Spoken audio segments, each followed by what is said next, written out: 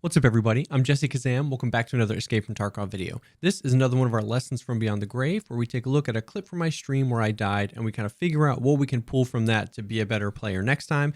This video, we're talking about positioning and how putting yourself in a bad position can oftentimes get you to just make worse mistakes.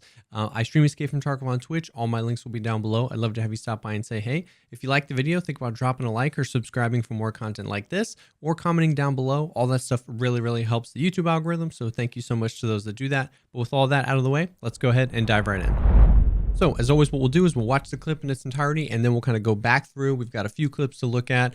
The setup here, it's interchange. We got into a fight out of spawn. I've already killed a player, but my teammate thought he saw another one, so we're kind of trying to locate where they are, and then this happens. Let's go ahead and roll the clip. I don't know where this guy went to. It's making me nervous. Because yeah, you saw a second player, right? Yeah, I saw two. I saw a naked guy and a geared, not super geared, but geared enough to call him geared. Okay, the guy that I just killed was the naked with the suppressed M7. Okay, so he was shooting then. Oh, I see I'm freaking pain menu, bro.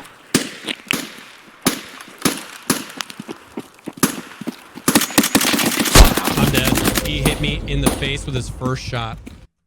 Okay, so there was quite obviously quite a few things that I did wrong in this engagement. And the biggest and easiest, like, low-hanging fruit to say that I did wrong there was that I kind of pushed that guy as opposed to using my optic, maybe crouching, just ADSing right here, waiting for him to come across my my view, and then just dropping him. Like, going for a point fire was a terrible decision. And that's all true. And we can kind of break that down. Like, there's definitely something to be said for knowing your own equipment. And if I had something full auto, if I had an HK or an M4 or something like that, then maybe this push makes more sense. Push up to him. You're not sure how close he's going to be. Start with a point fire and then ADS maybe. But knowing your equipment, knowing that I've got an M1A with an LCAN, you know, trying to point fire from this distance, even just pushing him instead of just waiting. We knew he's sprinting. I knew my teammate was off to the right. We had the advantage, and I let this guy get the better of me. It was a really bad play on my part. But I think the bigger picture here, when we're talking about positioning, is I have experienced this a lot, where if I put myself in a bad position as like the first mistake that I make, a lot of times my decision making really starts to break down after that. That's when a lot of the things that we've talked about in the past come in. That's where hesitation comes in. That's where not being sure what to do and making really kind of like aggressive or passive or just bad decisions. And that's kind of what this was here. So I start, you know, going for a pain med because I'm not sure how this fight is going to go. And as soon as I do, I see him and I kind of, you know, freak out. My teammate says, I see him right as I said that, so right as he comes across here. So I'm like worried that this guy sees me and is going to try and headshot me. So I'm trying to like get behind this little bit of land cover. But right here, I'm caught in a bad position, and this is kind of 50-50. This is 50% we were looking for this guy, and you know, he ends up running out when I'm in a bad position. But 50% of that is on me, for at this point, once I see this guy, there's a tree right here that I could at least try to get towards to try and get any sort of hard cover. Or once again, understanding my equipment, I could have ran backwards the other way to try and find some hard cover, or met up with my teammate, or gotten closer to my teammate.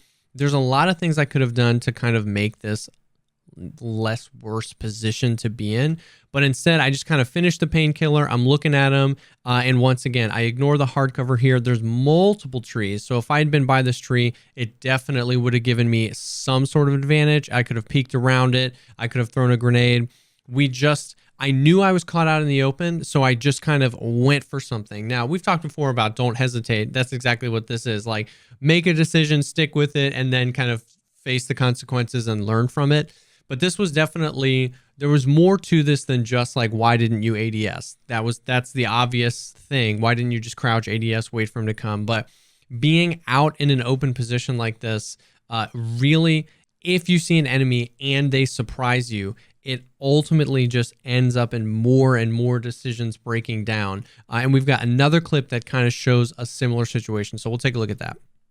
Guys at the end. Oh, there's two guys at the end. Like front window? In the middle. Yeah. Okay. There's two guys left front window. I'm in tech light. Oh, they're pushing. shots on one. Pushing back. I'm going to wrap around. Oh, there's guys behind us where we came from. Okay. Do you keep me entertained and I'm blessed, so whatever I can do to support I try. I killed one of the guys that was pushing from front window.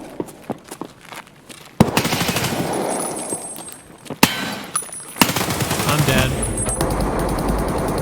So this was an interesting situation where a similar thing happened in a different kind of context. So this is another interchange raid. Me and my teammate, we push up. We tried to clear tech light and figure out if we were there first.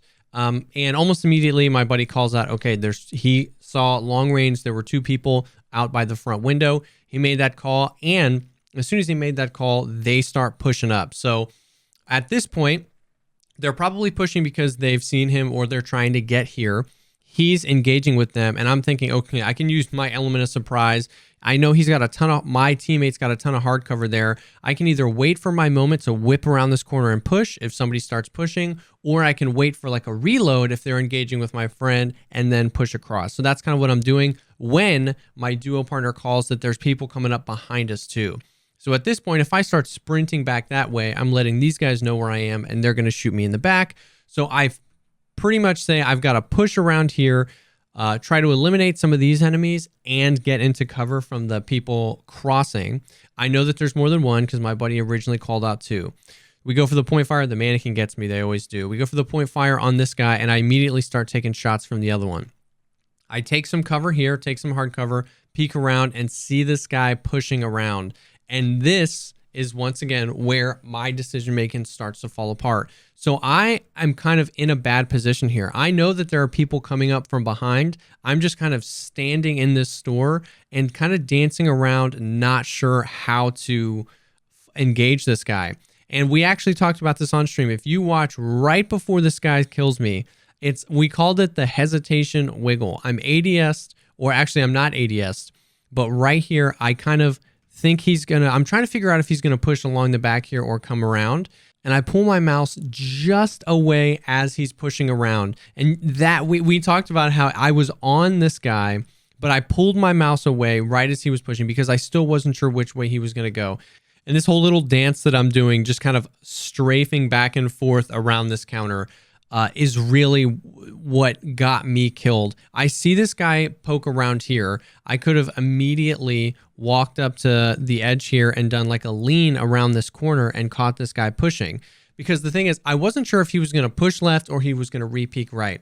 But standing here, directly in front of where I am now, and then peeking around this corner, that protects me. Like if I make the wrong call and he does end up peeking back around the right side, I'm protected by this wall and I get to use the audio to my advantage. But I kind of give him an opportunity to kill me from either way. I'm standing far enough back off the wall that if he did peek the right-hand side, I'm dead. If he's coming around here, I'm dead. And I'm just waiting for some sort of like audio cue, waiting to let him know what's going on. But the thing is that we're in a firefight. My teammate back there is shooting. The other people are shooting. And I should have acted a little bit more quickly to try and eliminate this threat so I could whip around and go back and help my teammate. And I put myself in a bad position. I was pulled off of this. I didn't know which way he was going to go.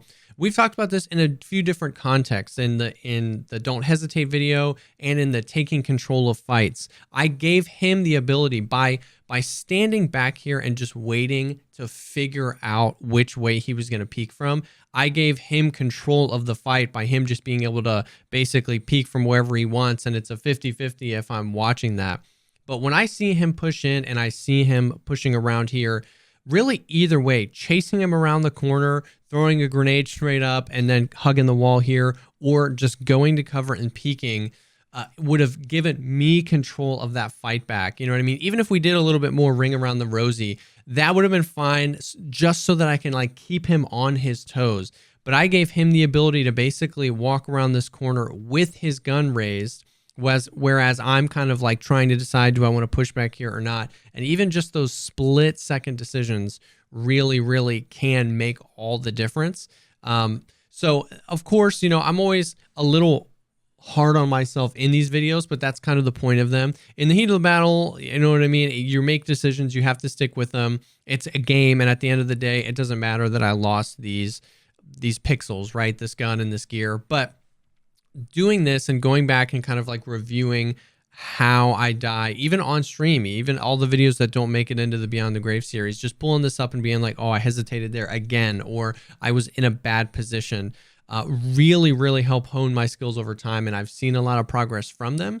And this is something that I've been working on specifically. It's the decisions you make before you have to start making the serious decisions. And I hope that makes sense. It's positioning yourself in a way where you know where cover is, you can already be in cover or be really close to cover if something happens, and then merging that with all the other foundational building blocks that we've done about not hesitating, about taking control of fights, about, you know, aiming the right way and aiming the right height, and all those other skills you learn. There's that decision you make before you get there. And that's what position am I in? And is this going to give me an advantage, or is it going to give my enemy an advantage? So I wanted to show a few of those clips and kind of talk through that a little bit. As always, I hope these help. I hope these help kind of hone your skills. And I hope this encourages you to do the same thing, to watch your gameplay back. But if you don't have the ability to do so, I hope stuff like this helps kind of teach you a little bit about the tactics and helps you hone your skills in Escape from Tarkov. Thank you so much, as always, for taking the time to check out the video. If you liked the video, drop a like, maybe comment down below, or subscribe for more content like this. I'm always trying to create content that helps shorten the learning curve of Tarkov, get you and your raids having fun as soon as possible. Like we said before, I stream Escape from Tarkov on Twitch. All my links will be down below. We also have an awesome Discord community full of people that are willing to play with you, help with quests, answer questions, all that kind of stuff. Thank you so much again for stopping by, and I will see y'all on the next one.